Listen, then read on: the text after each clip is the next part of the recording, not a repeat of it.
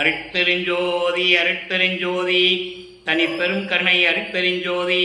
எல்லா உயிர்களும் இன்புற்று வாழ்க, வள்ளல் மலரடி வாழ்க வாழ்க, கொல்லா பிரதம் குவளை எல்லாம் ஓங்குக, நல்லோர் நினைத்த நலம் பெறுக, நன்றி நினைத்த எல்லோரும் வாழ்க இசைந்து. உலக மக்களே, அறிவார்ந்த அன்பர்களே, ஆன்மநேய ஒருமைப்பாடுடைய அன்பர்களே, அருட்பெருஞ்சோதி ஆண்டவருடைய திருவிளையாடலை பார்த்து கொண்டிருக்கிறோம். இந்த பிரபஞ்சம் தோன்றிய காலத்திலிருந்தே 4 யுகங்களிலும், கிரேத யுகம், திரேத யுகம், துவார யுகம், கலியுகம், 4 யுகங்களிலுமே அருட்பெருஞ்சோதி ஆண்டவருடைய திருவிளையாடல் எண்ணற்ற திருவிளையாடல், கணக்கிலே அடங்காது. அவ்வளவு திருவிளையாடல்கள் நடந்து கொண்டிருந்தன.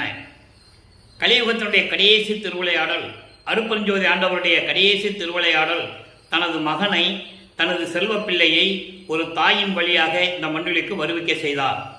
காரணம், இந்த 4 யுகங்களிலுமே பதத்தலைவர்களும், அதாவது பிரம்மன், திருமால், ருத்திரன், மகேஸ்வரன் போன்ற பதத்தலைவர்களும், மார்க்கங்களுடைய தலைவர்களும் மார்க்கங்களை உருவாக்கி, சமயங்களை உருவாக்கி, மதங்களை உருவாக்கி, அவர்கள் கருத்துக்கு ஏற்றபடி இறைவனை பல உருவங்களாக உருவகப்படுத்தி கோயில்களை அமைத்து, அதற்கேற்ற வழிபாட்டு முறைகளை அமைத்து, வழிபாட்டு பாடல்களை அமைத்து பாடி மக்களை வழிபட செய்து விட்டார்கள். இதுதான் உண்மை. சமயங்களும் மதங்களும் மார்க்கங்களும் அதற்கென்று கால வரைய உண்டு. அதாவது வயசு இருக்கிறதுகளுக்கெல்லாம். அதே மாதிரி பதத்தலைவர்களுக்கெல்லாம் வயது உண்டு. அவருடைய ஆயுள் காலம் முடியும் போது, சமயங்கள் மதங்கள் மார்க்கங்களுடைய ஆயுள் காலம் முடியும் போது, இந்த உலக மக்களுக்கென்று ஒரு தனி மார்க்கம் வேண்டும், ஆன்மீக மார்க்கம் வேண்டும். அப்போ சமயங்களையும் மதங்களையும் மார்க்கங்களையும் சாராத ஒரு மார்க்கம் வேண்டும், சுத்த சன்மார்க்கம். சமரச சுத்த சன்மார்க்கத்தை உருவாக்கி அதை தன் மகன் கையில் கொடுத்து இந்த பிரபஞ்சத்தை இயக்க வைக்க வேண்டும் என்பதற்காகத்தான் தன்னிடம் இருந்த தன்னுடைய செல்வ பிள்ளையை ஒரு தாயின் வழியாக இந்த பூவிலக்கு, இந்த மண்ணுலகிற்கு வருவிக்க செய்தார் அருட்பெருஞ்சோதி ஆண்டவர். அதை திருவருட்பாவிலே பார்த்து கொண்டிருக்கிறோம். நமது பிள்ளை பெருமானவர்கள் அந்த உண்மையை அகவலிலே கூறியிருக்கிறார். ஆன்ற சன்மார்க்கம் அணிபெற என்னைத்தான் இன்று அமுதளித்த இனிய நற்றாயே. அடுத்தபடியாக அகத்தை கருத்து புறத்தை வெளுத்திருந்த உலக அனைவரையும் சகத்தை திருத்தி சன்மார்க்கத்தை அடைவித்திட அவரும் இகத்தை பரத்தை பெற்று மகிழ்ந்திடுவதற்கென்றே என்னை இந்த முகத்தே இறைவன் வருவிக்க உற்றேன், அருளை பெற்றேனே என்று சொல்லுகிறார். இதைவிட சரியான சான்று சொல்ல முடியாது. இதுதான் உண்மை, இதுதான் சத்தியம். அப்போ பிள்ளை பெருமானவர்கள் தன் தந்தை அருட்பெருஞ்சோதி ஆண்டவரால் ஒரு தாயின் வழியாக வருவிக்க உற்று 9 ஆண்டுகள் வரையிலும் தான் யார் என்று தெரியாத நிலையில் இருந்து கொண்டிருக்கிறார்கள். அருட்பெருஞ்சோதி ஆண்டவர் 1ஆம் ஆண்டிலிருந்து, வருவிக்கப்பட்ட 1ஆம் ஆண்டிலிருந்து, வள்ளற்பெருமானுக்கு வயது இல்லை. வள்ளற்பெருமானை பற்றி, இறைவனை பற்றி பேசும்போது வயதை பற்றி குறிப்பிடக்கூடாது. ஏனென்றால் வள்ளற்பெருமானை 202 ஆண்டுகளாக வயதை குறிப்பிட்டுக் கொண்டே இருந்து கொண்டிருக்கிறார்கள். இன்னும் பேசுவார்கள், இனிமேல் பேசக்கூடாது. எல்லாருக்கும் வயசு சொன்னாங்களா? எல்லாருக்கும் வயது உண்டு. பிரம்மன், திருமாலிருந்து எல்லாருக்குமே வயது உண்டு. பல லட்சம் ஆண்டுகள். யார் சொன்னாங்க? சொல்லல. ஆனால் வள்ளற்பெருமானை பற்றி பேசுவது வயதை குறிப்பிடுகிறார்கள். அது தவறு. அவர் ஒவ்வொரு யுகத்திலையும் இருந்த இறைவன். அவர் இறைவனுடைய மகன், அவர் செல்வப்பிள்ளை. ஏன் மண்ணுலைக்கு வருவிக்க ஓட்டார் என்பதை உலக மக்களுக்கு சொல்ல வேண்டும். யாரும் சொல்லலை. திருவருட்பாவில் இருக்கு. அதுதான் இறைவனுடைய தயவாலயம், கருணையாலயம், அவருடைய விளக்கத்தை பெற்று இந்த வள்ளலார் ஊழியன் உங்களுக்கு பாடல்களின் மூலமாக ஒவ்வொரு பாடலிலிருந்தும் கூறிக்கொண்டிருக்கிறேன் என்பதை நீங்கள் புரிந்து கொள்ள வேண்டும். இப்போ பிள்ளை பெருமானவர்கள் வருவிக்க உற்றார். வருவிக்க உற்ற 1ஆம் ஆண்டிலிருந்து 8 ஆண்டுகள் வரைக்கும் எந்த விதமான நிகழ்வு இல்லை. நமது பிள்ளை பெருமானுடைய மனம் ஒரு நிலையில் இல்லை, மனம் அலைபாய்கிறது. அப்போ 9ஆவது ஆண்டில் அருட்பெருஞ்சாண்டவர் தன் மகன் முன் தோன்றி மகனை ஆட்கொள்ளுகிறார். மகனே, நீ என் மகன், நீ என்னுடைய செல்வப்பிள்ளை. இந்த மண்ணுலைக்கு உன்னை வருவிக்க செய்திருக்கிறேன். காரணம், முன்பருவம் பின்பருவம் காட்டி உனக்கு நான் அருளுவேன் என்று புன்னகை செய்துவிட்டு மறைந்து விடுகிறார். ஆக இறைவனால் வருவிக்க உற்றன் என்ற நிலை மட்டும் நமது பிள்ளை பெருமானவர்களுக்கு தெரிகிறது. மற்ற எந்த நிலையும் அவருக்கு தெரியாது. அப்போ 9ஆவது ஆண்டிலிருந்து 12 ஆண்டுகளுக்குள் அந்த 3 ஆண்டுகளில் உருவானதுதான் திருவருள் முறையீடு. வள்ளலார் வருவிக்க விட்டவன் என்ற நிலை அவருக்கு தெரிந்த பிறகு மனம் ஒரு நிலையில் இல்லை, வெளியே யாரிடமும் சொல்ல முடியாது, இது தெய்வ ரகசியம், சொல்லவும் கூடாது. அப்போ அந்த நிலை இருக்கும், அவருடைய மனநிலை எப்படி இருந்திருக்கும் என்பதை நாம் ஒவ்வொரு பாடலின் மூலமாக பார்த்து கொண்டிருக்கிறோம். இரண்டாம் திருமுறை எப்படி உருவானது, அப்போ வல்லற்பமானவர்களுக்கு இறைவன் எப்படி அருளினார் என்பதையும், மூன்றாம் திருமுறை எப்படி உருவாயிற்று, அங்கே இறைவன் எப்படி வந்து காட்சி கொடுக்கிறார் என்பதையும், நான்காம் திருமுறை எப்படி உருவாயிற்று என்பதையும், ஆறாம் திருமுறையிலே சுத்த சன்மார்க்கத்தை பெற்ற பிறகு முழுமையாக இறைவனுடைய அருளை பெற்ற பிறகு என்னென்ன நடந்தது, எப்படியெல்லாம் திருவிளையாடல் நடந்தது என்பதை ஒவ்வொரு பாடலின் மூலமாக நாம் பார்த்து கொண்டிருக்கிறோம். அந்த வகையில் பார்க்க வேண்டிய பாடல் ஒன்றாம் திருமுறை. வல்லற்பமானவர்கள் வருவிக்கவுற்று 9வது ஆண்டிலிருந்து இந்த திருவிளையாடல் தொடர்கிறது. திருவருள் முறையீடு 49வது பாடல், 49வது பதிவு. அருட்பஞ்சாவுடைய திருவிளையாடல் தொடங்கி 49வது பதிவு நடந்து கொண்டிருக்கிறது. நல்ல கவனிங்க. முதல்ல பாடலை பாருங்க. பாடல் புரியாவிட்டாலும் நான் சொல்லுகின்ற விளக்கத்தை மனதில் கவனமாக கேட்க வேண்டும். மான் எழுந்து ஆடும் கரத்தோய், அதாவது இந்த பிரபஞ்சம் தோன்றிய காலத்திலிருந்தே சைவ சமயத்தை சேர்ந்தவர்கள் சைவ சமயத்தை சேர்ந்தவர்கள் சிவபெருமானை எப்படியெல்லாம் உருவகப்படுத்தினார்கள். நடராஜன் ஒரு உருவம், அங்கே மதுரையில் சொக்கநாதன், மாசிலாமணி திருமல வாயில்ல, திருவள்ளி தாயத்தில் பிச்சாண்டி, இப்படி ஒவ்வொரு இடத்திலும் ஒரு பேரை வச்சுக்கிட்டு இருப்பாங்க. அதை வல்லப்பமானும் கூறுகிறார். காரணம், கூறிதான் ஆக வேண்டும். அவர் சமயங்களிலும் மதங்களிலும் மார்க்கங்களில் இருக்க வேண்டும். தன் மகனை இருக்க செய் வைக்கிறார் அருட்பெருஞ்சோதி ஆண்டவர். அதன் பிறகு அதே மகன் வாயாலே இதெல்லாம் பொய்ன்னு சொல்லணும். அது சொல்லுவார். அது பாடலாம் நம்ம பார்க்க போறோம். எல்லாத்துக்குமே ஆதாரம் உண்டு நண்பர்களே. கற்பனையாகவோ வேண்டுமென்று சொல்லுவதோ எனது நோக்கமல்ல. அருட்பெருஞ்சோதி ஆண்டவர் அருளிய திருவற்பாவிலிருந்து, நமது பிள்ளை பெருமானவர்கள் எழுதிய திருவிழப்பாவிலிருந்து ஒவ்வொரு பாடலிலும் இருக்கின்ற விளக்கத்தை பார்த்து இந்த வள்ளலார் ஊழியர் உங்களுக்கு விளக்கம் கூறிக்கொண்டிருக்கிறேன் என்பதை சொல்லிக் கொள்வதில் பெருமைப்படுகிறேன்.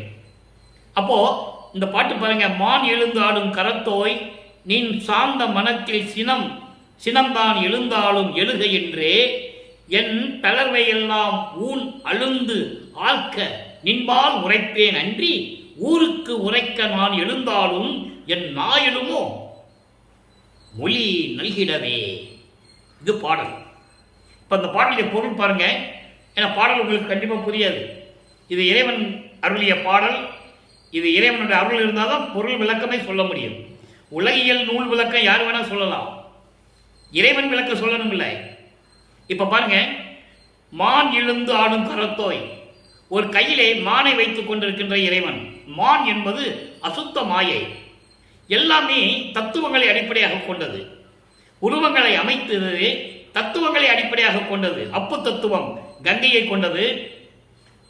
சந்திரன் அது ஒரு தத்துவம். அதே மாதிரி சூளம் வச்சுக்கிறது ஒரு தத்துவம், உடுக்க வச்சுக்கிறது ஒரு தத்துவம், மண்டை ஓடுகளை மாலையா போட்டுக்கிறது ஒரு தத்துவம். எல்லாம் ஒவ்வொரு பாடலையும் சொல்லுவாரு. அதுக்கேற்றபடி நம்ம விளக்கம் பார்த்துக்கலாம். அப்போ அசுத்த மாயை என்னும் ஒரு மானை கையில் ஏந்தி கொண்டிருக்கின்ற இறைவன், உன்னுடைய சாந்த மனதில், அமைதியான மனதில், உனக்கு கோபம் வந்தாலும் பரவாயில்லை, கோபம் வந்தாலும் பரவாயில்லை என்று என்னுடைய தளர்வை எல்லாம், என்னுடைய துன்பத்தையும் துயரத்தை எல்லாம், உடம்பு துன்பப்படும் போது உன்னிடமே சொல்லுவேனே தவிர வேற யாரிடம் போய் நான் சொல்ல முடியும்?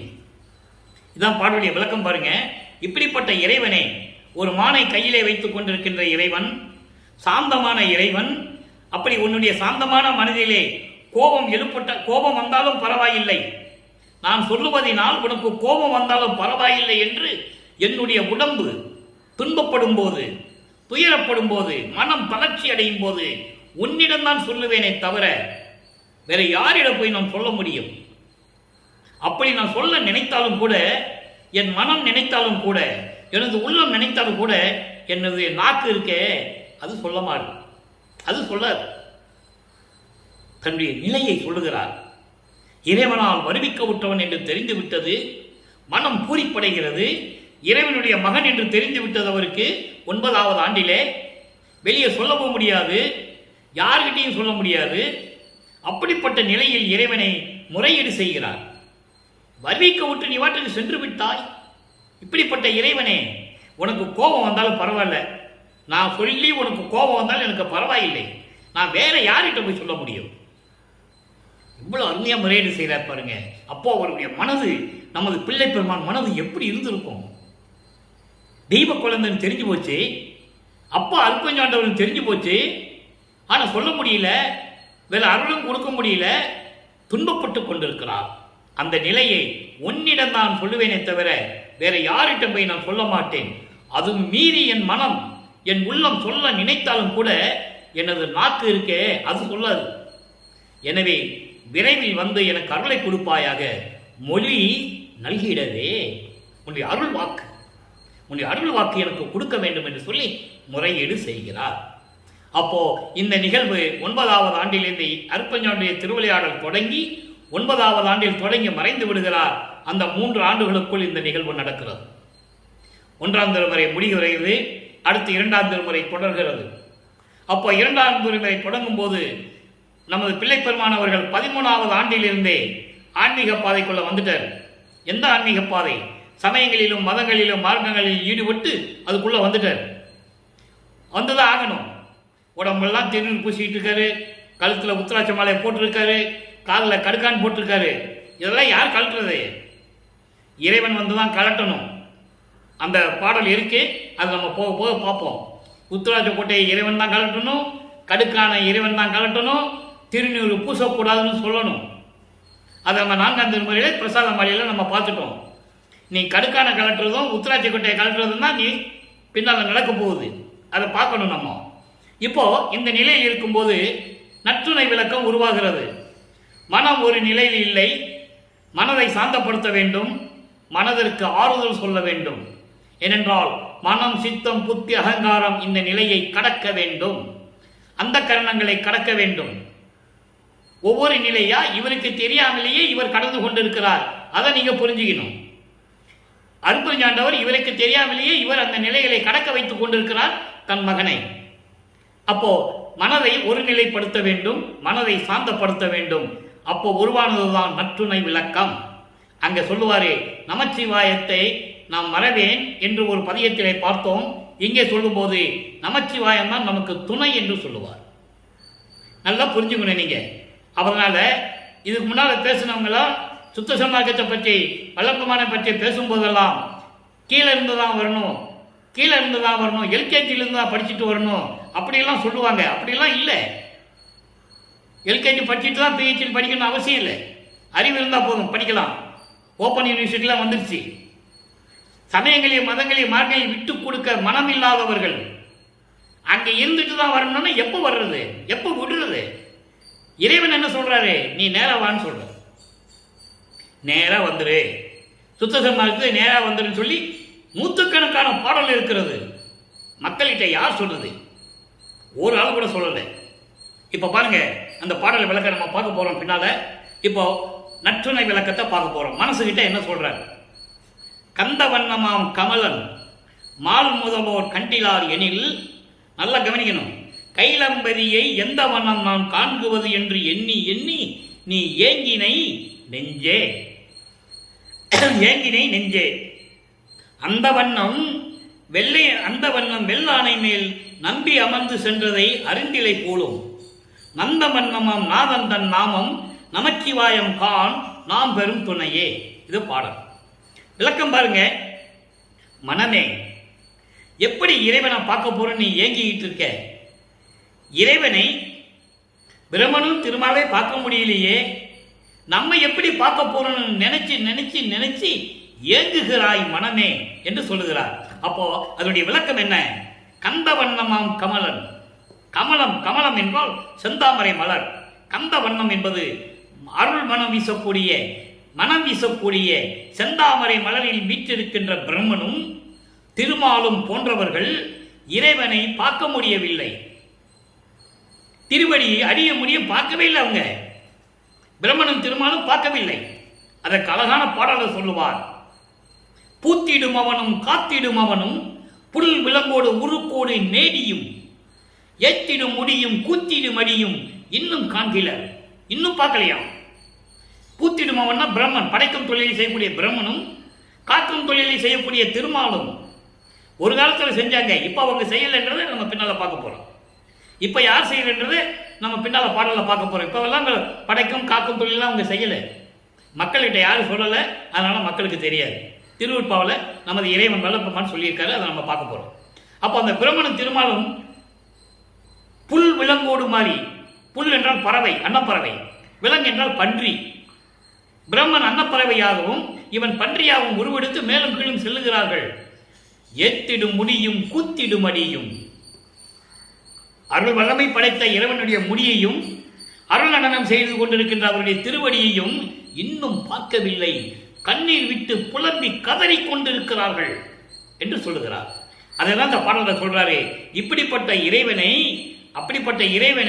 நாம் எப்படி பார்க்க போறோம் என்று நினைத்து நினைத்து ஏங்குகிறாய் மனமே. நீ கவலைப்படாதே மனமே. எப்படி?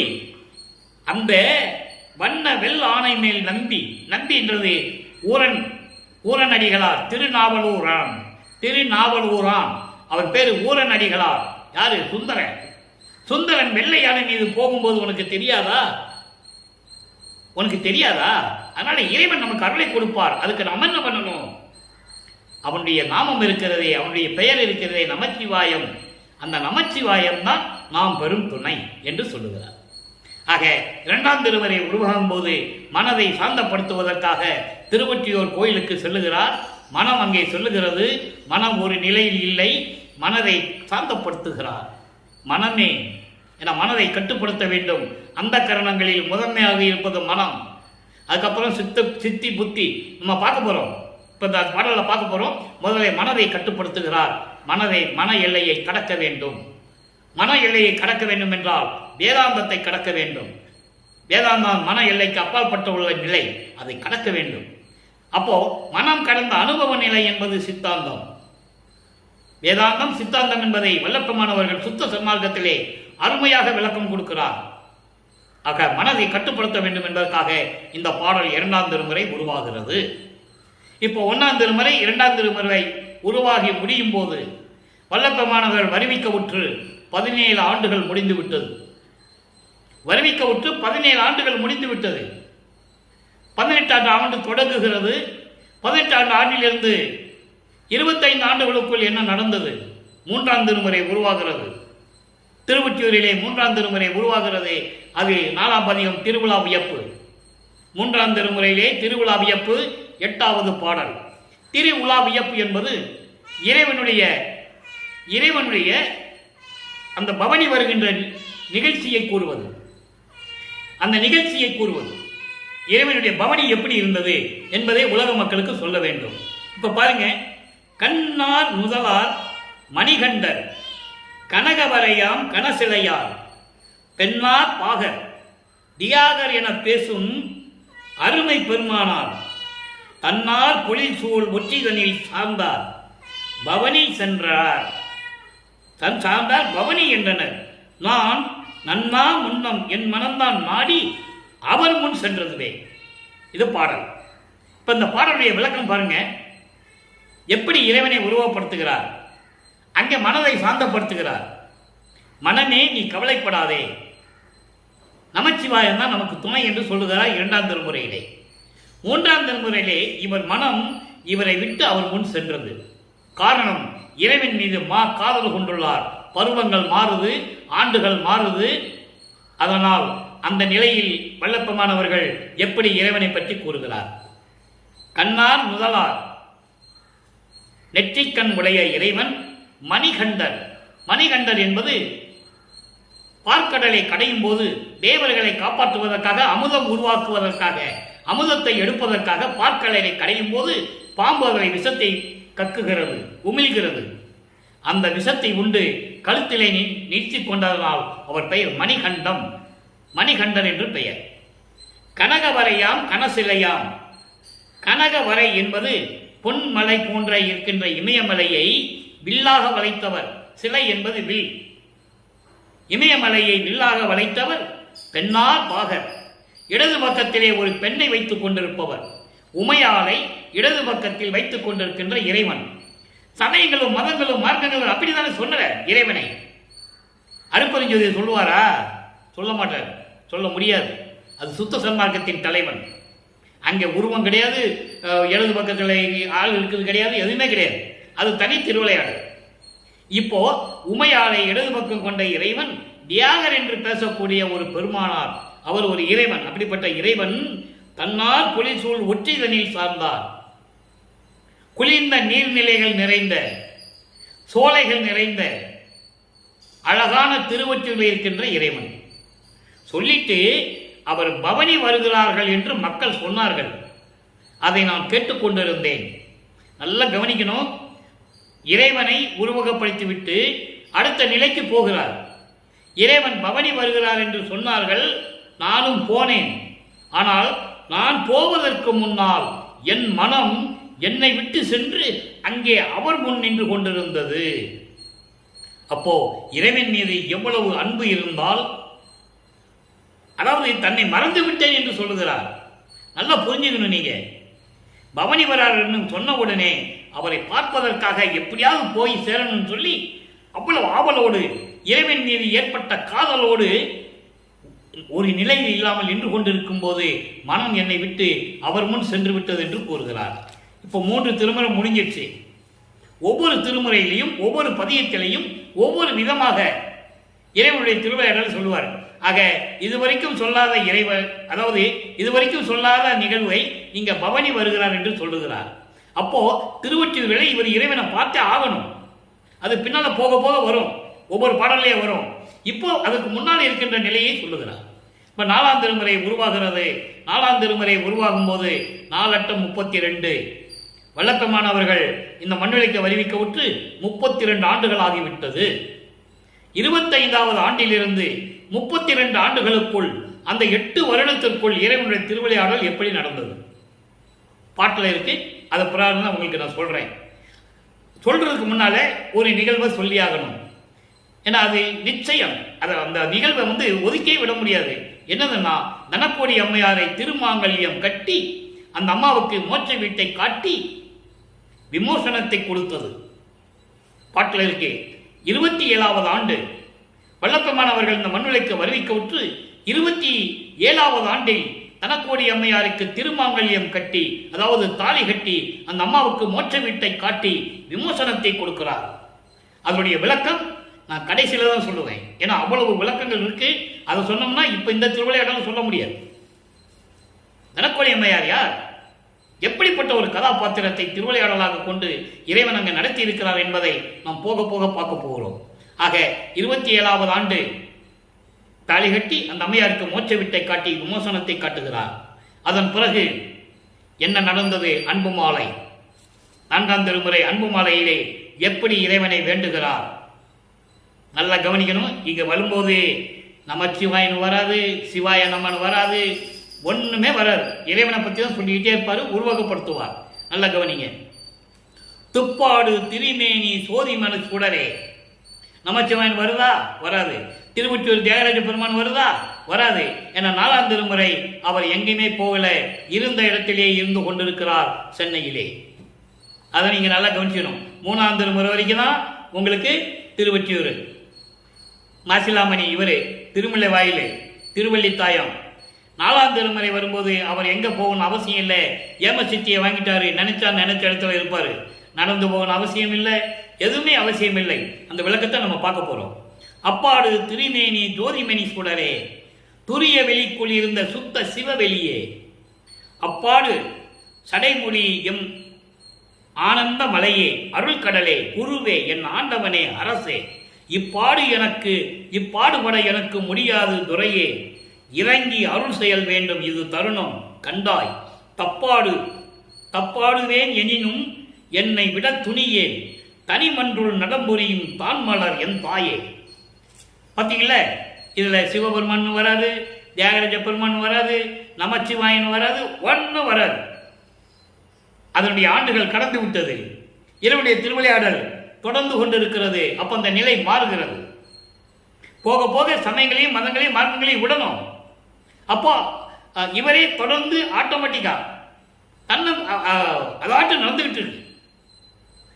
இங்க பாருங்க, துப்பாடு திருமேனி சோதிமன சுடரே, துப்பாடு என்பது தங்கம் போன்று மின்னிக் கொண்டிருக்கின்ற உருவகத்தை உடைய சுடர்மணியே, சுடர்விட்டுக் கொண்டிருக்கின்ற இறைவனே, துரிய வெளிக்குள் இருந்த சுத்த சிவ வெளியே, அரிதுயில் துரிய வெளி என்பது அரிதுயில். அரிதுயில் என்பது பேர் உறக்கம்.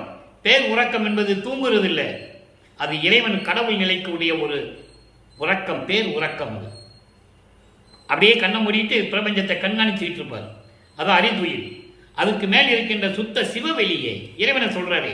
சுத்த சிவவெளியில் இருக்கின்ற இறைவனே, இதனுடைய போக்கு உங்களுக்கு இப்போ புரியும். போக போக அது வந்துகிட்டே இருக்கும்.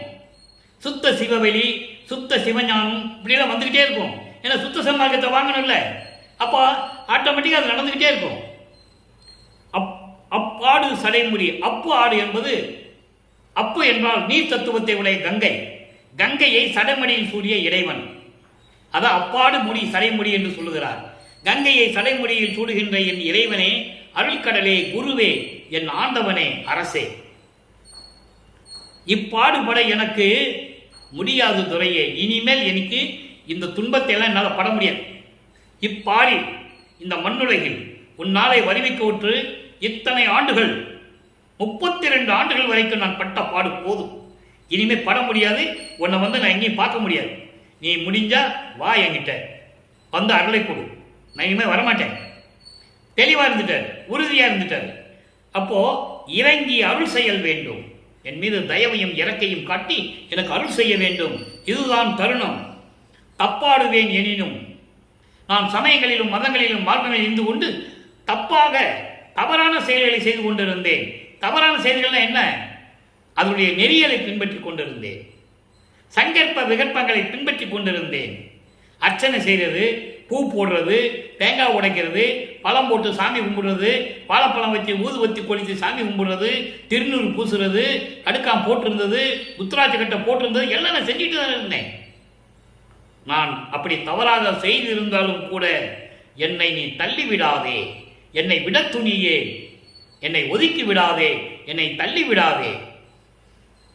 தனிமன்றுள் நடம்புரியும் அம்பலத்திலே நடமுறிந்து கொண்டிருக்கின்ற உன்னுடைய திருவடியே எனக்கு சரணம். தாய் போன்ற இறைவனே, எனக்கு விரைவில் வந்து அருள்வாயாக என்று சொல்லி 4ஆம் திருமுறையை முடிக்கிறார். ஒவ்வொரு பதியத்திலிருந்து நம்ம ஒரு பாடலை பார்த்துட்டு இருக்கோம். இப்போ அருள் செய்யன்னு சொல்றாரு. அன்பு மாலையில முழுவதும் அதான் வரும். அதுக்கு பிறகு அருட்பிரகாச மாலை இருக்கு, திருவருட்பிரகாச மாலை. அற்புதமாக இருக்கும் 100 பாடல்கள். நான் ஏற்கனவே அன்பு மாலையும் திருவருட்பிரகாச மாலையும் விளக்கங்கள் நான் யூடியூப்பில் கொடுத்துருக்கேன். நம்ம யூடியூப்புக்குள்ள போனால் நீங்கள் பார்த்துக்கலாம். விளக்கம் எப்பயுமே ஒன்றா தான் இருக்கும், மாறவே மாறாது. இறைவன் கொடுத்த விளக்கம் அப்படியே மண்டையில் இருக்கு, உங்ககிட்ட சொல்லிட்டு இருக்கேன். இப்போ 4 திருமுறை முடிஞ்சிடுச்சு. 6ஆம் திருமுறை தொடங்குகிறது. சுத்த சன்மார்க்கத்துக்குள்ள நுழைகிறாரு. சுத்த சன்மார்க்கத்துக்குள்ள நுழையும் போது எப்படி இறைவனை வேண்டுகிறார், அந்த நிலை எப்படி இருக்கும்? ஒளிமயமாக கூடிய ஒரு அனுபவத்தை பெற்றுவிட்டால் அந்த அனுபவத்தினுடைய சுகம் எப்படி இருக்கும்? அதுக்கு ஈடு இணை எதுவுமே இல்லைன்னு சொல்லுவாரு. அப்படிப்பட்ட ஒரு பதிகம். அத்துவித ஆனந்தத்து அனுபவ, அத்துவித ஆனந்தத்து அனுபவ விட ஈடு. அப்படின்னா ஒளிமயமாக கூடிய அந்த நிலையை நான் பெற்றுவிட்டால் அந்த அனுபவம் இருக்கிறதே, அதற்கு ஈடு இணை எதுவுமே இல்லை. இதுதான் தலைப்பு. அந்த தலைப்பில் 6வது பாடல் நல்ல கவனிங்க. திருப்பொதுவில் திருநடம் நான் சென்று கண்ட தருணம். இப்ப நிலையே மாறிவிடும். இப்ப அம்பலன்னு வராது, நமச்சிவாயன் வராது, சிவாய நமன் வராது, எதுவுமே இங்க வராது. 6ஆம் திருமுறையில நல்லா கவனிக்கணும். திருப்பொதுவில் திருநடம் நான் சென்று கண்ட தருணம். சென்று அண்டர்லைன். அப்போ 4ஆம் திருமுறை முடியும் போது ஏமசித்தியை பெற்றுக்கொண்டார். ஏமசித்தி என்பது பொன் செய்கின்ற வித்தை மட்டுமல்ல, பல உருவங்களாக பல இடங்களில் நினைத்தால் நினைத்த இடத்தில் இருக்கக்கூடியவர். பறந்து செல்லலாம், பறந்து செல்லும் போது யாராவது பார்க்கலாம், தேவர்கள்லாம் பார்க்கலாம், அந்த ஒரு நிலை. இப்போ 6ஆம் திருமுறை வரைக்கும் போது அந்த நிலையை சொல்லுகிறார். இறைவனுடைய திருவிளையாடல் எப்படி நடக்குது பாருங்க. திருப்பொதுவில் திருநடம் நான் சென்று கண்ட தருணம். எப்போ? அருள் நிறைந்த திருச்சிற்றம்பலத்தில், சுத்த சிவஞான வெளியில் கடவுள் நிறைந்த அம்மையமாகின்ற ஒரு நிலை இருக்கிறதே, அந்த நிலையில் 16வது நிலை ஞானத்தில் ஞானம். அந்த நிலையில் நான் சென்று உன்னுடைய அருள் நடனத்தை நான் சந்தித்த போது, பார்த்த போது, கண்ட தருணம். இங்க இருக்கிறவங்க என்ன சொல்லுவாங்க?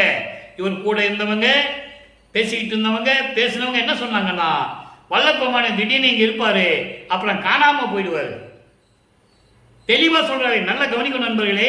இதை நான் ஏன் கூறுகிறேன் என்றால் குறை சொல்வதற்காகவோ வேண்டும் என்று பேசுவதற்காக அல்ல. ஏவன் நிலையை யாரும் சொல்லல, அதுக்காக சொல்றேன். மனம் வெம்புகிறது. ஏன் அவர் திருச்சிற்றம்பலம் போயிருக்காருப்பான்னு சொல்ல வேண்டியதானே? அருப்பா படிச்சிருப்பாங்கல்ல, ஏன் சொல்லல? எங்கேயா காணாம போயிருப்பாரு, எப்படியாவது போயிருப்பாருப்பா, ஒரு 6 மாசம் கழிச்சு வருவாரு. 6 மாசம் எங்க இருந்தாரு யோசிக்கணும்ல. 6 மாசம் எங்க இருந்தாரு? திருச்சிற்றம்பலத்தில் இருந்தாரு. அதான் இங்க சொல்றாரு, திருப்பொதுவில் திருச்சிற்றம்பலத்தில் உன்னுடைய அருள் நடனத்தை நான் சென்று, எங்கிருந்து? மண்ணுலகத்திலிருந்து நான் சென்று. எப்படி போனாரு? நினைச்ச இடத்துல இருப்பார். சென்று நான் கண்ட தருணம் சித்தி என்னும் பெண்ணரசி. சித்தி என்பது மனம், சித்தம், புத்தி, அகங்காரம், அந்த கரணங்களை சேர்ந்தது. அந்த சித்தி என்கின்ற ஒரு பெண்ணரசி எட்டி என் கைப்பிடித்தாள். எட்டி கைப்பிடித்தாள் என்றால் எல்லா தடைகளையும் நீக்கி அப்படி கைப்பிடித்து தூக்குனாள். அப்ப என்ன அர்த்தம்? நான் அந்த கரணங்களை, அந்த சித்தி என்ற ஒரு தத்துவத்தை நான் கடந்து விட்டேன் என்று சொல்கிறார். சித்தி புத்தி ரெண்டையும் சொல்லுவாருங்க. நல்லா கவனிங்க. நான் இங்கிருந்து சென்று திருச்சிற்றம்பலத்திலே அரணனை பார்க்க நான் சென்று கொண்ட போது சித்தி என்கின்ற அந்த கரணங்களை சேர்ந்த அந்த சித்தி என்ற ஒரு தத்துவ பெண்ணரசி பெண்ணாக உருவப்படுத்துகிறார். என் கையை பிடித்து எல்லா தடைகளை நீக்கி தூக்கி விட்டாள்.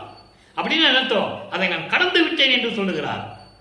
அடுத்து பாருங்க, கருப்பு அறியாது என்னை அதன் முன் கலந்த சித்திக்கு முன்னால், அதன் முன் கலந்த அப்படின்னா சித்திக்கு முன்னால் கலந்த புத்தி, அறியாமையை நீக்கி, கருப்பு அறியாது அறியாமையை நீக்கி என்னை அதன் முன் கலந்த புத்தி என்னும் ஓர் காரிகை.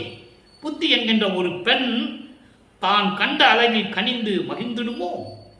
சித்தியை நான் கடந்து விட்டேன், அதற்கு முன்னால் என்னோடு கலந்து இருந்த அந்த புத்தியை நான் கடந்து வந்தேனே, அவள் என்னை பார்த்தவுடனே மகிழ்ந்து கொள்ளுவாளா? எப்படி சொல்றார் பாருங்க. சித்தியை கடந்ததை சொல்லிவிட்டு இதுக்கு முன்னால் நான் புத்தியை கடந்தல, அப்ப அவ இதை பார்த்து சந்தோஷப்படுவாளா? இல்லை என்றால் விருப்பம் இல்லாமல் என்னை முனிந்து விடுத்துடுமோ? என் மீது கோபம் கொண்டு விட்டு விடுமா? ஒதுக்கி விடுமா? அதை நான் கடக்க முடியாதா? அதோடு மட்டுமல்ல, நேயம் விளைந்திடுமோ? என் மேல் அன்பு கிடைக்குமா அந்த புத்திக்கு? புத்தி என்பது அறிவு. அப்போ சித்தியை கடந்துட்டாரு, புத்தியை நான் கடந்துட்டேன். கடந்தாலும் கூட என் மேல கோபப்படுவான், எனக்கு அந்த அன்பு கிடைக்குமா? அதோடு மட்டுமல்ல, இருவருக்கும் நித்தம் சண்டை விளைந்திடுமோ? ஏன்னா சித்தியும் புத்தியும் ஒரே இடத்துல இருக்கு. மனம், சித்தி, புத்தி எல்லாம் ஒரே இடத்துல தானே இருக்கு. அப்போ அந்த சித்திக்கும் புத்திக்கும் சண்டை வருமா? எவ்வளவு அற்புதமா சொல்றாரு பாருங்க. ஒவ்வொரு தத்துவத்தை கடக்கும் போது இதுக்குள்ள ஏதாவது பிரச்சனை வருமானு கேட்கிறாரு அப்பா கிட்ட. அதை நீங்க புரிஞ்சுக்கணும். சித்தியும் புத்திக்கும் சண்டை வந்துடுமோ? இருவருக்கும் சண்டை வருமோ? தினமும் இதெல்லாம் நினைக்கும் போது என் மனம் கலங்குகிறது. தருப்பொதுவில் இருவருக்கும் சந்ததி உண்டாமோ? தருப்பொதுவி என்றால் அருள் நிறைந்த உன்னிடத்தில், இந்த சபையில் திருச்சிற்றம்பலத்தில் இருவருக்கும் சண்டை இல்லாமல் சமரசம் உண்டாகுமா? எவ்வளவு அற்புதமா சொல்றாரு பாருங்க நண்பர்களே, அற்புதமாக இருக்கும். அப்போ சம்மதம் உண்டாகுமா? அருள் நிறைந்த இந்த சபையிலே திருச்சிற்றம்பலத்திலே 2 பேருக்கும் சண்டை வராம சமாதானம் உண்டாகுமா? இல்லைன்னா தடபடுமோ? இது உன்னுக்கு தான் தெரியும், முழுது தில்லபுரம் அறியும் எனக்கு தெரியாதே. இது திருவுள்ளம் நான் சற்றும் அறிந்தில்லனே, என்ன நடக்குதுன்னு எனக்கு தெரியல, சொல்லுன்னு சொல்ற. அடுத்த ஒரு நிலை, பதியம் 18, திருக்கதவம் திறத்தல், 1வது பாடல். இப்ப நல்லா கவனிங்க. மனம், சித்தம், புத்தி, அகங்காரத்தை நான் கடந்து வரணும், அவங்களுக்குள்ள சண்டை வரக்கூடாது. ஏன்னா ரெண்டுமே நம்ம கிட்ட தான் இருக்கு. அப்போ சண்டை வந்துச்சுன்னா என்ன பண்ணும்? மனம் ஒரு நிலையில் இருக்காது, அப்போ நிம்மதி போயிடும். அப்போ நிம்மதி போகக்கூடாது. அப்போ அவங்களுக்குள்ள சமாதானம் ஆயிடணும். அதை நீ சமாதானப்படுத்துவையா இல்லை தடைபடுமா? எனக்கு தெரியல, உனக்கு தான் தெரியும்னு சொல்லிட்டாரு. இப்போ இதெல்லாம் சரியாக வர வேண்டும். திருக்கதவம் திறத்தல், உன் உள்ளத்தை திறந்து சொல்லுன்ற அதுக்குன்னே ஒரு பதியம் இருக்கு, 10 பாடல். இன்னைக்கு 1வது பாடலை பார்க்க போறோம். அப்படியே ஸ்டெப் பை ஸ்டெப்பா வரும். நீங்க பார்த்துக்கிட்டே வந்தீங்களே உங்களுக்கே புரியும். திருக்கதவம் திறவாயோ, உன் உள்ளத்தை திறந்து சொல்லுன்ற. அங்க திருவுள்ளம் அறிந்திலேனேன்னு சொல்லுவார். இதுக்கு முன்னால் நம்ம பார்த்தோம். உனக்கு தான் தெரியுது, எனக்கு என்ன தெரியலன்னு சொல்லும் போது உன் திருவுள்ளத்தை திறந்து எனக்கு சொல்லுன்னு சொல்ற. திருவுள்ளம் திறவாயோ திரைகள் எல்லாம் தவிர்த்தே. திரைகள் என்றால் மாயைகள் மயக்கங்கள் எல்லாம் தவிர்த்து திருவருளாம் பெருஞ்சோதி திருவுரு காட்டாயோ. உன் திருவுள்ளத்தை திறந்து எனக்கு சொல்லு சாமி. எங்க அப்பனே போடுண்டா, நான் பட்ட கஷ்டங்களை போதும் சாமி, இனிமே பட முடியாது, இனிமே பொறுக்க முடியாது. உன் திருவுள்ளத்தை திறந்து காட்டு, சொல்லு, மனசுல என்ன நினைச்சிருக்கே அது சொல்லுன்னு சொல்ற. அப்போ சொல்லும்போது என்ன சொல்றாரு? மாயைகளையும் மயக்கங்களையும் நீக்கி உன்னுடைய திருவருளும் ஒரு அருளாம் அருப்பெருஞ்சோதியினுடைய உருவத்தை எனக்கு காட்ட மாட்டாயா? ஜோதி உருவத்தை எனக்கு காட்ட மாட்டாயான்னு சொல்ற. அடுத்து சொல்ற பாருங்க, உருக்கி அமுது ஊற்றெடுத்து உடம்பு உயிரோடு உள்ளமும் ஒளிமயனை ஆக்குற மெய் உணர்ச்சி அருளாயோ. என் உடம்பு உயிர் உள்ளம் எல்லாவற்றையும் உருக்கி நெகிழ வைத்து ஆற்று வெள்ளம் போல் பெருக வேண்டும், அவ்வளவு காதல் வர வேண்டும் உன்மேல். அப்படி உருவாக்கி ஒளிமயமாக ஆக்கின்ற அந்த உண்மையான ஆன்ம உணர்ச்சி இருக்கிறதே, அது எனக்கு அருள மாட்டாயா? கருதாத தனி வடிவோய். நல்லா கவனிக்கணும், அற்புதமான வரி. கருதாத தனி வடிவோய். ஒரு தாயின் கருவறையிலிருந்து முளைக்காதவன். அதை ஒரு இடத்துல சொல்லுவாரு, நீ மட்டும் ஒரு தாய் வயிற்றில் வந்துட்ட, என்ன மட்டும் ஒரு தாய் வயிற்றிலிருந்து ஏன் கொண்டு வந்தேன்னு கேட்பாரு. அற்புதமான பதிவுகள்லாம் இருக்கு. நம்ம அந்தந்த நேரத்தில் வரும்போது நான் சொல்லுவேன், நீங்க மனசுல வச்சுக்கணும். அன்னைக்கு அவர் சொன்னாரே, இறைவன் வந்து தாயின் வயிற்றில் உருவாகாத இறைவன் என்று சொன்னாரே, நீங்க மனசுல வச்சுக்கிட்டீங்கன்னா அந்த பாடல் விளக்கம் வரும்போது உங்களுக்கு புரியும். தாயில் வயிற்றில் முளைக்காதவருக்கு அப்படின்னு சொல்லுவார் ஒரு பாடலிலே. யாரு? அருப்பெருஞ்சோதி ஆண்டவர். அப்படி ஒரு தாயின் வயிற்றில் உருவாகாது தனி வடிவோய், ஜோதி வடிவமாக இருக்கின்ற இறைவனே, நின்ன என்னுள் கலந்து, நீ என்னோடு கலந்து கங்குல் பகல், கங்குல்னா இரவு, இரவும் பகலும் இன்றி என்றும் கழித்திட செய்யாயோ. என்னுடைய இரண்டரை கலந்து இரவும் பகலும் என்னை பெற்று பிரியாமல் இருக்க மாட்டாயா? இந்த கேள்விக்கு பதில் அகவலிலே இருக்கும். எம்மையினும் என்னை விட்டு இறையும் பிரியாது அம்மையும் அப்பனுமாம் அருப்பெருஞ்சோதி. இந்த கேள்விக்கு அங்கே பதில் உண்டு. ஒவ்வொரு பாடலுக்கும் ஒரு தொடர்பு உண்டு அன்பர்களே. அதுக்கு அடுத்து சொல்ற பாருங்க, அதாவது செரு கருதாதவருக்கு, செரு கருதாதவருக்கு அப்படின்னு என்ன அர்த்தம்? சுத்த சன்மார்க்கத்தை சேர்ந்தவனுக்கு ஆணவம் இருக்காது, அகங்காரம் இருக்காது, திமிர் இருக்காது, இரக்கம் இருக்கும். அதான் சொல்றாரு, சிறு கருதாவருக்கு, சுத்த சன்மார்க்கத்தை சேர்ந்த அன்பர்களுக்கு அருளும் சித்திபுரத்து அரசே, வடலூரில் இருக்கின்ற இறைவனை என்று சொல்லுவார். இங்க என்ன திருவொற்றியூர் சொன்னாரா? சித்திபுரம் வடலூரில் இருக்கின்ற அருப்பெருஞ்சோதியே, சித்த சிகாமணியே, என் திருநட நாயகனே, உள்ளத்தில் இருக்கின்ற என் உள்ள தலைவனே, சுத்த சன்மார்க்க தலைவனே என்று சொல்லுகிறார். அடுத்து பாருங்க, பிள்ளை பெருவிண்ணப்பம் 80வது பாடல். மைதவில் விழி என் அம்மை ஓர் புடைகுள் வள்ளலே, நின்னை அன்பாலும் வைதர் தம்மை நான் மதித்திலே, அன்பால் வாழ்த்துகின்றோர் தம்மை வாழ்த்தி உய்த்தவர் இவர் என்று உருகின்றேன் அல்லால், உன் அருள் அறிய நான் வேறு செய்தது ஒன்றுமில்லையே, செய்தனன் எனினும் உன் திருவுள்ளத்தில் அடைத்தடல் அழகோ. இது பாடல். இப்ப பாருங்க, அதாவது சுத்த சன்மார்க்கத்தில் தெரியாமல் சமயங்களிலும் மதங்களிலும் மார்க்கங்களில் ஈடுபட்டுக் கொண்டு உன்னை அருப்பெருஞ்சோதி என்று சொல்லாமல் பல நாமங்களை வைத்துக் கொண்டு வணங்குகின்றார்களே, அவர்களை நான் மதிப்பதில்லை. தெளிவா சொல்றாரு. ஏன் சொன்னார் என்ற விளக்கம் நிறைய இருக்கிறது, அதை நாளைக்கு சொல்றேன் நான். இவர் கூட இருந்தவங்க எல்லாம் கடைசி வரைக்கும் அருப்பெருஞ்சோதியை சொல்லலையே. நமச்சிவாயன் சொன்னாங்க, சிவாயனமன் சொன்னாங்க, நடராஜன் சொன்னாங்க. அதைதான் இங்கே குறிப்பிடுகிறார். மதங்களையும் சமங்களையும் மார்க்கங்களையும் சார்ந்து கொண்டு உன்னை அருப்பெருஞ்சோதி என்று சொல்லாமல் இருந்தார்களே, அவர்களை நான் மதித்ததில்லை. அதே போன்று உன்னை அருப்பெருஞ்சோதி சொன்று என்று வணங்குகிறார்களே, அவர்கள் தான் மேம்பட்டவர்கள் என்று நான் அவர்களை சார்ந்து கொண்டிருக்கிறேன். இவ்வளவு விளக்கம் இருக்குதுல. ஆக இதிலிருந்து நாம் தெரிய வேண்டியது, சுத்த சன்மார்க்கத்தில் இருந்து கொண்டு அருப்பெருஞ்சோதி மட்டும்தான் சொல்லணும். சமயங்களையும் மதங்களையும் மார்க்கங்களையும் சார்ந்து இருந்தால் நீங்க அங்க சொல்லிக்கலாம், நமச்சிவாயம் சிவாயனமா எல்லாம் சொல்லிக்கலாம், தப்பில்லை. திருநூறு பூசிக்கலாம், நாமம் போட்டுக்கலாம், என்ன வேணாலும் பண்ணிக்கலாம். ஆனா சுத்த சன்மார்க்கத்துக்கு வந்தா அருப்பெருஞ்சோதி மட்டும்தான் சொல்லணும். வேற எந்த பெயரும் வாயிலிருந்தே வரக்கூடாது, உச்சரிப்பே இருக்கக்கூடாது. அதை தான் இங்க சொல்றாரு.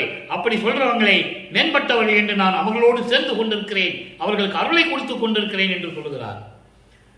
உன் அருள் அறிய நான் வேறு செய்வது ஒண்ணுமே இல்லையே. வேறு எதுவுமே நான் செய்யலையே, அது மீறி செய்திருந்தாலும் என்னை மன்னித்துக்கொள், உன் திருவுள்ளத்தில் அதெல்லாம் வச்சுக்கிட்டு இருக்கான்னு சொல்றாரு. அடுத்து தனித்திரளங்கள் 109வது பாடல். நல்லா கவனிக்கணும், விளக்கம் நிறைய இருக்கிறதுனால நீங்க அப்படியே மனசுல ஏற்றிக்கிட்டே வரணும் நான் சொல்றத. தனித்திரளங்கள் அப்ப என்ன சொல்றாரு? அருப்பெருஞ்சோதி ஆண்டவர் தான் சொல்லணும். சுத்த சன்மார்க்கத்துக்கு வந்துட்டோம்னா நீ வடலூர் வந்தால் சரி, சித்தி வளா வந்தால் சரி, ஜோதிக்கு முன்னால் நின்று அருப்பெருஞ்சோதி மட்டும்தான் சொல்லணும். ஜோதிக்கு முன்னால் நின்றுட்டு நமச்சிவாயமா சிவாயனமா சொல்லக்கூடாது. அந்த நிலை மாறி வந்தாச்சு, இது வேற மார்க்கம் என்பதை தெளிவாக இந்த பாடலிலே கூறுகிறார்கள். இதன் விளக்கம் இதுதான், யாராலையும் மறுக்க முடியாது. ஆக இப்படிப்பட்ட நிலையில் இருக்கும்போது தனித்திரளங்கள் உருவாகிறது. நல்ல கவனிங்க. தனித்துணையாய் எந்தனை தாங்கிக் கொண்டு எந்தன் மனித்த உடம்பு அழியாதவாறே கனித்துணையாம் இன்னமுதம் தந்து எனக்கே. இந்த எனக்கு என்ற வார்த்தை திருவருட்பாவிலே நிறைய இடங்கள்ல இருக்கு. எனக்கே என்பது எனக்கு மட்டும், எல்லாம் வல்ல சித்தி தன்னையும் தந்து உள்கலந்தான் தான். இது பாடல். இந்த பாடலுடைய விளக்கம் பாருங்க. தனித்துணையாய், யாரிடம் ஒப்பிட முடியாத அளவிற்கு சமயங்களிலும் மார்க்கங்களிலும் மாதங்களிலும் விட்டுவிட்டு, அதான் சொல்வாரு, சாதி மதமும் சமயமும் பொய்யென ஆதியில் உனக்கு அருப்பெருஞ்சோதி. இதை விட விளக்கம் தேவையில்லை. சாதி மதமும் சமயமும் காணா ஆதியனாதயம் அருப்பெருஞ்சோதி. அப்படி தனித்துணையாக இருந்து கொண்டு என்னை ஆட்கொண்டு என்னை தானாக்கிக் கொண்டு என்னை தாங்கிக் கொண்டு என்னன் மனித உடம்பு, மனித உடம்பு என்பது உன்னாலே எடுக்கப்பட்ட இந்த மனித உடம்பு, உன்னுடைய செல்வ பிள்ளையை ஒரு தாயின் வழியாக இந்த மண்ணுக்கு வருவிக்க செய்தாயே, இந்த உடம்பை அழியாத உடம்பாக நீதான் ஆக்க வேண்டும். இதுதான் காலத்தின் கட்டாயம். இவர் உடம்பை ஏற்கனவே அழியாத உடம்பு பல யுகங்கள் இருந்தவர். ஆனால் இந்த மனித உடம்பு என்பது உன்னாலே வருவிக்க உற்றதனால் எடுக்க வேண்டியதாயிற்று. இந்த மனித உடம்பை அழியாதவாறு ஆக்க வேண்டும். கனித்துணையாம் இன்னமுதம் தந்து எனக்கே. இன்னமுதம் என்பது சுத்த சன்மார்க்கம். சுத்த சன்மார்க்கத்தில் இருந்தால்தான் மரணமில்லா பெருவாழ்வு. அவனுக்கு பிறப்பு இறப்பே கிடையாது. இறைவனுடைய திருவழியிலே இருக்கலாம். அதான் சொல்றார், சுத்த சன்மார்க்கம் என்ற இனிய அமுதத்தை எனக்கு மட்டும் கொடுத்து வேற யாருக்கும் கொடுக்கலையே. இந்த பிரபஞ்சத்தில் வேற மார்க்கங்களால் நிறைய பேர் இருந்திருப்பாங்க. கலக மார்க்கம், பஸ்ப மார்க்கம், நவநீத மார்க்கம், திராவக மார்க்கம், தச மார்க்கம், தாச மார்க்கம், சர்புத்திர மார்க்கம், நிறைய பேர் இருந்திருப்பாங்க. ஆனா சுத்த சன்மார்க்கத்தில் ஒரே ஒரு ஆள் தான் நம்ம வல்லப்பமானவர்கள். நல்லா புரிஞ்சுக்கணும் நீங்க. எல்லாமே மனிதர்களால் உருவாக்கப்பட்டது. இது இறைவனால் உருவாக்கப்பட்ட சுத்த சன்மார்க்கம். அதை நீங்க புரிஞ்சுக்கணும். ஆக இப்படிப்பட்ட மார்க்கில் இருந்து கொண்டு என் உள்ளத்தில் கலந்து கொண்டான் இறைவன், நான் அருப்பெருஞ்சோதி ஆகிவிட்டேன் என்று சொல்லுகிறார். அடுத்து மெய்யர் வியப்பு 44வது பாடல். பாடலை நல்லா கவனிங்க. இதெல்லாம் இறுதி கட்டத்தில் வருகின்ற இறைவனுடைய திருவிளையாடல். அழியா கருணை அமுத வடிவில் ஓங்கும் ஜோதியே, அரசே எனக்குள் விளங்கும் ஆதியம் அனாதியே, ஒளியா துயரை ஒளித்த பெரிய கருணையாளனே, ஒன்றாய் ஒன்றில் உபயமாகி ஒளிரும் தாளனே, ஒளிரும் தாளனே. இது பாடல். விளக்கம் பாருங்க. அழியாத நிலையில் இருந்து கொண்டு சுயமாக தோன்றிய இறைவன், அருப்பெருஞ்சோதியில் வடிவில் விளங்கிக் கொண்டிருக்கின்ற இறைவனே, அரசே எனக்குள் விளங்கும் ஆதியும் அனாதியே. சொல்லிட்டாரா? ஆதியும் அனாதியா தோன்றிய இறைவன் அருப்பெருஞ்சோதி. அப்படிப்பட்ட இறைவன் என்னுள் இருக்கின்றான் என்று சொல்லிவிட்டார். ஒளியா துயரை ஒளித்த, நீக்க முடியாத 4 யுகங்களிலுமே துயரங்களையும் துன்பங்களையும் கொடுத்து கொண்டிருந்த இந்த சமயங்களையும் மதங்களையும் மார்க்கங்களையும் ஜாதிகளையும் ஒழித்து எனக்கு அருளிய பெரிய கருணையாளனே. எப்படி சொல்றார் பாருங்க. ஒளியா துயரை ஒழித்த. இவருக்கு ஏது துயரம் துன்பம்? உலக மக்களுடைய துயரத்தையும் துன்பத்தையும் நீக்க வேண்டும். அதுக்காக இந்த சமயங்களையும் மதங்களையும் மார்க்கங்களையும் நீக்க வேண்டும்.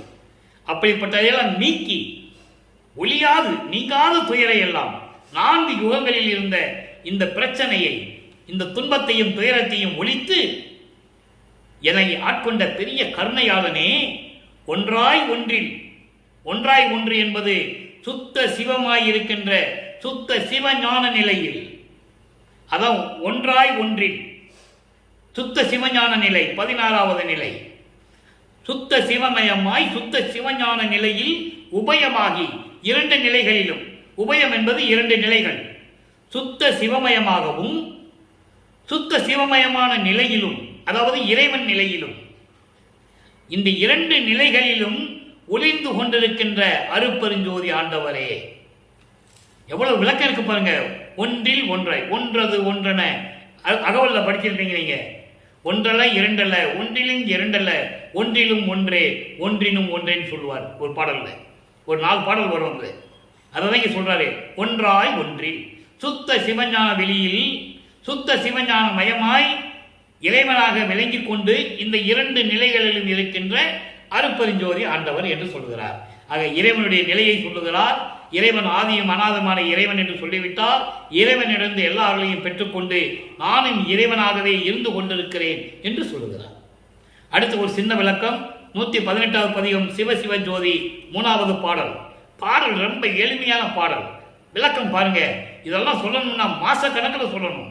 ஆனா நான் உங்களுக்காக 2 நிமிஷத்துல சொல்றேன். இங்க பாருங்க. சின்மயமாம் பெருஞ்சோதி அருள் செல்வம் அளிக்கும் சிதம்பர ஜோதி. சிதம்பர ஜோதினோடனே உடனே சிதம்பரம் நடராஜன் கிட்ட போயிடக்கூடாது. சிதம்பரம் என்பது அருட்பெருஞ்சோதி. சிதம்பரம் என்பது அருட்பெருஞ்சோதி. அதனால்தான் இவர் சிதம்பரம் ராமலிங்கம் போட்டார். அப்பா பேரை முதல்ல போடுறாரு, சிதம்பரம் ராமலிங்கம். அப்போ அருட்பெருஞ்சோதி ராமலிங்கம் பேரு, சிதம்பர வெளியின் பேரு. சிதம்பர வெளி தான் திருச்சிற்றம்பலம். திருச்சிற்றம்பலம் தான் அங்கே சிவஞான வெளி. அதான் சிதம்பர ஜோதின்னு சொல்றாரு. தன்மயமாய் நிறை ஜோதி என்னை தந்த, அண்டர்லைன் நல்லா கவனிக்கணும், என்னை தந்த மெய் ஜோதி சதானந்த ஜோதி. இறைவனை எத்தனை ஜோதி சொல்றாரு பாருங்க. அதை நீங்க புரிஞ்சுக்கணும். இறைவனையும் சொல்றாரு, தான் யாரனையும் சொல்றாரு. அதான் இறைவனுடைய திருவிளையாடல். சின்மயமாம் பெருஞ்சோதி மெஞ்ஞானமான அருட்பெருஞ்சோதி அருள் செல்வம் அளிக்கும் சிதம்பர ஜோதி. அருள் செல்வத்தை கொடுக்கக்கூடிய அருட்பெருஞ்சோதி. சிதம்பரம் என்பது அருட்பெருஞ்சோதி. நல்லா ஞாபகம் வச்சுக்கணும். தன்மயமாய் நிறை ஜோதி சுத்த சிவமயமாய் பரிபூரணமாக விளங்கிக் கொண்டிருக்கின்ற அருட்பெருஞ்சோதி என்னை தந்த, என்னை இந்த மண்ணுலைக்கே வருவிக்க செய்து என்னை ஆட்கொண்டு சமயங்களையும் மதங்களையும் மார்க்கங்களையும் ஒழித்து சுத்த சன்மார்க்கத்தை என்னிடம் கொடுத்து உலக மக்களை சுத்த சன்மார்க்கத்தில் சேர்க்க வைத்து சேர்க்க சொல்லி என்னை ஆட்கொண்டு என்னை இந்த உலகிற்கு தந்த அருட்பெருஞ்சோதி சதானந்த ஜோதி. எவ்வளவு அருமையா சொல்ற பாருங்க. ஆக அருட்பெருஞ்சோதி தான் இறைவன், தானாக தோன்றிய இறைவன், ஆதியும் அனாதியுமாக இருந்த இறைவன், என்னை ஆட்கொண்ட இறைவன், என்னை இந்த உலகிற்கு தந்த இறைவன். அதை புரிஞ்சுக்கணும் நீங்க. என்னை இந்த உலகிற்கு தந்து சுத்த சன்மார்க்கத்தை உலக மக்களிடம் சேர்க்க வேண்டும் என்பதற்காகவே என்னை வருவிக்க செய்த இறைவன் நான் இறைவன், என்னை இறைவனாக்கிய இறைவன், என்னோடு கலந்த இறைவன் என்று சொல்லி இந்த பாடலோடு நம் விளக்கத்தை முடிக்கிறோம், இன்றைய விளக்கத்தை. எனவே அன்பர்களே, நீங்களும் சுத்த சன்மார்க்கத்தில் இணைந்து ஜோதி வழிபாட்டில் இருந்து கொண்டு சுத்த சன்மார்க்கத்தின் முக்கிய நிலைகளே அதான். கொலையும் புலையும் தவிர்க்க வேண்டும். முதல்ல உயிர்களை கொலை செய்வது, கொலை செய்த அந்த பிண்டங்களை, அந்த பிணங்களை உண்பது, மாமிசங்களை உண்பது, இந்த நிலையிலிருந்து மாற வேண்டும் அன்பர்களே. சுத்த சன்மார்க்கத்தின் முக்கிய கொள்கை அது. அடுத்துதான் இறைவன் ஒருவன் என்ற நிலைக்கு வர வேண்டும். ஏன்னா அந்த கொலையை தீர்த்து விட்டால் உயிர் இறக்கம் வந்துவிடும். உயிர் இறக்கம் வந்துவிட்டால் உங்களை இறைவன் ஆட்கொள்கின்றான். இறைவனுடைய நிலையை நீங்கள் புரிந்து கொள்ளலாம். இறைவன் ஜோதி வடிவில் இருக்கின்றான். உருவ வழிபாடு கூடாது. சமயங்களிலும் மதங்களிலும் மார்க்கங்களிலும் சொன்ன சங்கற்ப விகற்பங்களில் ஈடுபடக்கூடாது. சங்கற்ப விகற்பங்கள் என்பது அவங்கள் கருத்துக்கு ஏற்றபடி செய்தது. ஊதுபத்தி கொடுத்துறது, தேங்காய் பழம் போடுறது, மொட்டை போடுறது, அர்ச்சனை பண்றது, பல மதங்களில் இருக்கிறவங்க அவங்க மதங்களில் பின்பற்றுவது, சிலுவை போட்டுக் கொள்வது, மசூதிக்கு சென்று வழிபடுவது, இது அவங்களுடைய கொள்கை, அவங்களுடைய சுதந்திரம். அதை யாரும் தடுக்க முடியாது. ஆனால் சுத்த சன்மார்க்கத்துக்கு வந்துவிட்டால் இந்த எண்ணங்கள் மனதில் வரக்கூடாது என்று சொல்லுகிறார். அதான் விண்ணப்பத்தில் சொல்லுவார், எல்லாமுடைய அற்புதஞ்சோதி அற்புத கடவுளே, இது தொடங்கி எக்காலத்தும் சுத்த சன்மார்க்கத்தின் முக்கிய தடைகளாகிய தடைகளிலே சொல்றாங்க. இது யார் மறுக்க முடியுமா? மறுக்க முடியாது. முக்கிய தடைகள் சமயங்கள், மதங்கள், மார்க்கங்கள் என்பவற்றின் ஆசார சங்கற்ப விகற்பங்களும், வர்ணம், ஆசிரமம் முதலிய உலகாச்சார சங்கற்ப விகற்பங்களும் எங்கள் மனதில் பற்றா வண்ணம் அருள் செய்தல் வேண்டும். அதுக்குள்ள வந்துடக்கூடாதுன்ற சுத்த சன்மார்க்கத்தின் முக்கிய லட்சியமாகிய ஆன்மநேய ஒருமைப்பாட்டு உரிமை. இந்த ஆன்மநேய ஒருமைப்பாட்டு உரிமை தான் கொலையும் புலையும் தவிர்ப்பது, இந்திரிய ஒழுக்கம், கர்ண ஒழுக்கம், ஜீவ ஒழுக்கம், ஆன்ம ஒழுக்கத்தை கடைபிடிப்பது எல்லாமே அங்கே வந்துடும். ஆன்மநேய ஒருமைப்பாட்டில் வந்துடும். ஆக இப்படியெல்லாம் இருந்து கொண்டு சுத்த சன்மார்க்கத்தில் இறங்கி இறைவனை வணங்கி எல்லா அருளையும் பொருளையும் பெற்றுக்கொண்டு நீங்கள் வையகத்தில் வாழ்வாங்கு வாழ வேண்டும் என்று இறைவனுடைய அருளால் கூறிக்கொண்டு வள்ளலார் புலியன் விடைபெறுகிறேன். மீண்டும் நாளை சந்திப்போம். அருட்பெருஞ்சோதி ஆண்டவருடைய திருவிளையாடல் தொடரும். நன்றி, வணக்கம். அருட்பெருஞ்சோதி, அருட்பெருஞ்சோதி, தனிப்பெரும் கருணை அருட்பெருஞ்சோதி.